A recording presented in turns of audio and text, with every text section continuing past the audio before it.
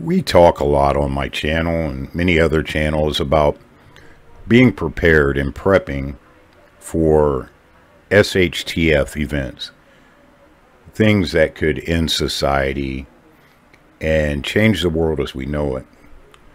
But I've always tried also on my channel to talk about disaster preparedness and things that we can do to mitigate the damage and destruction that comes from natural disasters, such as the hurricane and flooding that has just happened in Texas.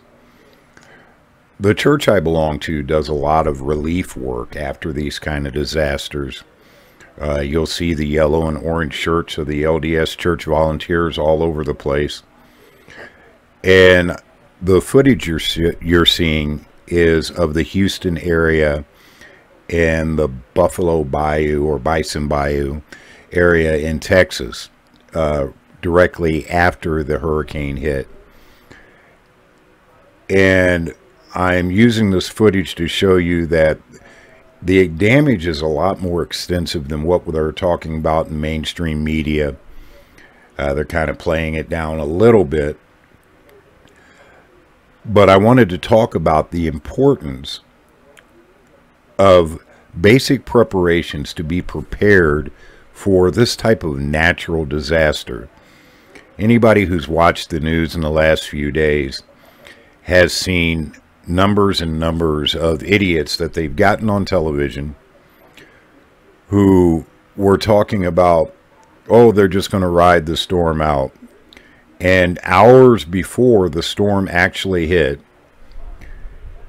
all of them decided it was time to go to the grocery stores and get water and supplies and things of that nature, causing a run on the stores and many people not being able to get the basic supplies that they need in order to ride out this terrible storm that's happened. I thought this would be an appropriate time to visually display why it's important to be ahead of the game, to have supplies already set up in your home, in your area of operation, so that when things like this strike, you don't have to rush to the store. You don't have to find the supplies you need and take hours and hours of time that you could be using to reinforce your home, to set up for what's coming. You know, these people in Texas now, the storm is pretty much over, but they still have 2 to 4 days of solid rain coming after about 24 inches of rain. Some areas even more has already fallen, and you can see the flooding that's taking place in a huge city.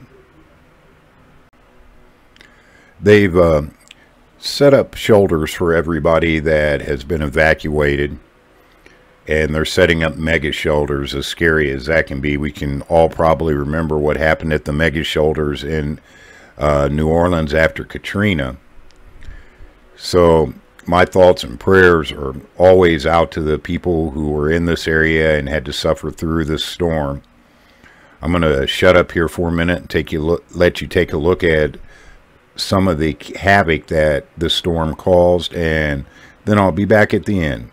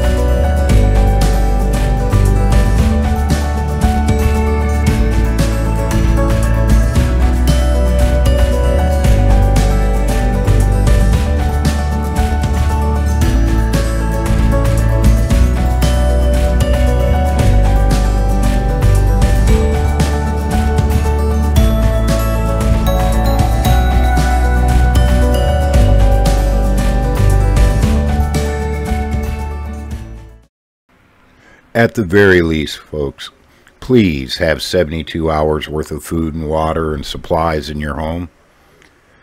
Try to be able to mitigate what can happen from just a natural disaster. You know, don't worry about the end of the world so much as the things that we can mitigate now. And even if something major does happen, you'll be that much ahead of the game. This is Dan from Dan's Urban Survival and Prepping. Till next time, take care of each other.